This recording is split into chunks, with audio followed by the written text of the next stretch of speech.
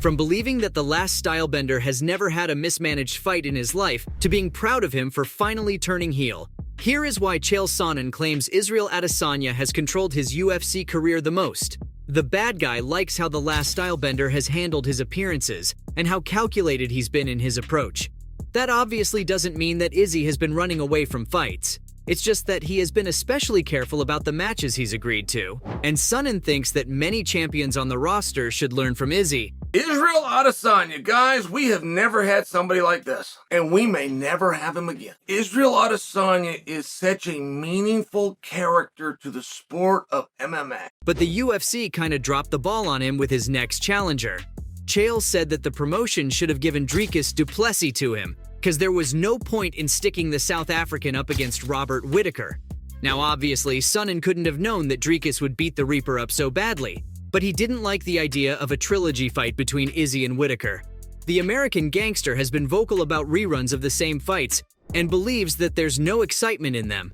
Izzy has already beaten Rob twice now, so the middleweight division needed someone new to challenge the champ. Sonnen may have been praising the last stylebender, but he was only using him as an example to make a point for Khamzat Chimaev. The bad guy pointed out that 3 years ago, Boers was the biggest name in the UFC, but somehow he can't get a big fight right now. Everyone knows that Khamzat only has one fight left before he's finally given a title shot. But securing that match is turning out to be more difficult than anyone would have thought. Dana announced that Chimaev would be moving up to 185 after missing weight last time, and it didn't really matter who his opponent was gonna be. It could have been Costa, but Dana threw him into a match with Ikram Aliskerov. Then there was Kamaru Usman who was interested, but that didn't happen, because Dana would only allow that if the Nigerian Nightmare moved up to middleweight. So now, Khamzat is just sitting there gathering dust on the promotion's shelf, when he could be raking in some green for the UFC, and this has been going on for a while. Because Chimaev last fought in September 2022, and since then he hasn't even been booked on a card. Chael pointed out that this kind of thing is disappointing to see for a fighter as popular as him. And it's never happened to the last stylebender, because Adesanya has always been very clear on who he wants to take on, and has done so consistently. After unifying the middleweight title against Whittaker back in 2019, Izzy went on to beat every single contender in the division.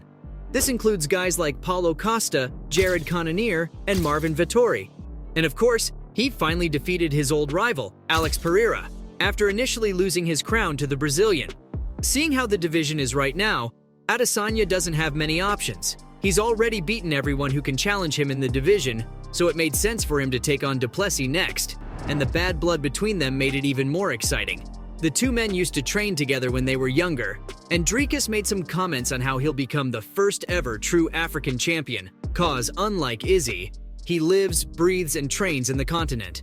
This obviously didn't sit well with the last stylebender, and he just couldn't wait to get his hands on du Plessis. You all saw how eager the champ was to get inside the octagon right after du Plessis won at UFC 290, so the news of Dana matching Stillknox against Rob first was disappointing for Izzy. But the champ wasn't the only one bummed out when the card for UFC 290 was announced, cause Sonnen shared the same sentiment.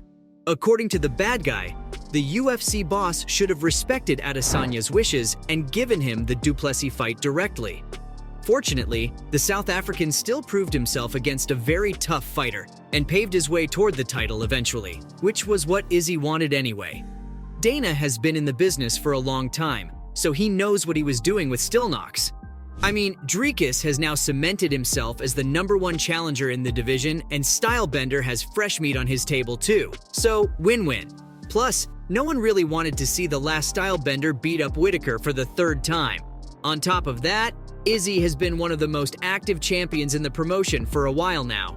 The biggest example of this was when he took on Pereira, even though Alex was new to the UFC. That didn't really matter to Adesanya, and he decided to settle things with someone who he'd famously had a bad track record with.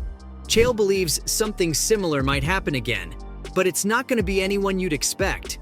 The bad guy was confused about the UFC breaking down Khamzat's match with Costa and bringing up a relatively unknown guy, Ikram Aliskerov, who actually called out Bo Nickal. I mean, it just doesn't make sense to stop two people who were already beefing and sideline one of the biggest draws Dana has at middleweight. Sonnen then heard about the UFC making a new deal with Australia for an event in September 2023, and then things started making sense to him. There are talks of Izzy headlining that September card, where his opponent is likely to be Du Plessis, or Dana could be working behind the scenes to finally give Khamzat his title shot. None of this has been confirmed, obviously, but Chael thinks that the CEO's trying to pull it off behind his back, because that's the only theory that makes sense to him. He does have a point if you think about it, because Dricus wouldn't have enough time to prepare for a title fight in just a couple of months, especially after taking down Whitaker at UFC 290. You can never tell when the bad guy's being serious or when he's trolling his subscribers, so Sonnen's crazy theories have to be taken with a grain of salt. Given how many high-profile names Khamzat has been linked with lately, I really wouldn't put it past Dana to pull something like that. There are no shortages of challengers at 185 for either Izzy or Khamzat to take on. And them facing each other is highly unlikely though, especially because the Boers will first have to prove himself in the new division before taking on the champ. And Sonnen himself said that the last stylebender's the greatest middleweight of all time. So why would he fight a complete newbie in the division? The bad guy respects how Izzy was able to conquer his demons and return to beat up Pereira, even though he'd lost to him before thrice. According to Chael, that marks the signs of a true GOAT, and he believes that Adesanya deserves his name to be at the top. Sonnen added that some of the fans might argue that he himself was the greatest, but he had to concede that spot to Adesanya because of what the champ has achieved in his career. Izzy has lapped the entire weight class, defeating every single contender, and he's still not showing signs of slowing down anytime soon.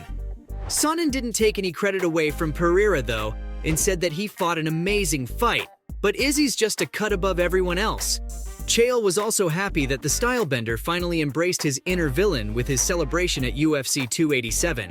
The American gangster knows a lot about the theatrics involved in MMA, and he thinks what Izzy did was simply brilliant. Shooting Alex with make-believe arrows while he's out cold and making a mockery of his 12-year-old son is pure gold for Sonnen. He thinks that Izzy is turning heel. That'll get more people to talk about him, allowing him way more control over what he wants to do next. With the score between the two at a tie, a trilogy fight with Pereira made a lot of sense for Adesanya, but by playing the bad guy, he was able to avoid it just by declaring that the score's now settled, shifting the narrative towards Du Plessis. Chael thinks this is a brilliant move because he was able to push Pereira out of the division and create a whole new rival for himself in one swift move. So there you have it, folks. From being proud of him for finally turning heel, to believing that the stylebender has never had a mismanaged fight in his life. Got Rob chasing him, and he's just sliding out of range. How about the dexterity, the head movement for Israel Adesanya? Wow. That was why Chael Sonnen claims Israel Adesanya has controlled his UFC career the most.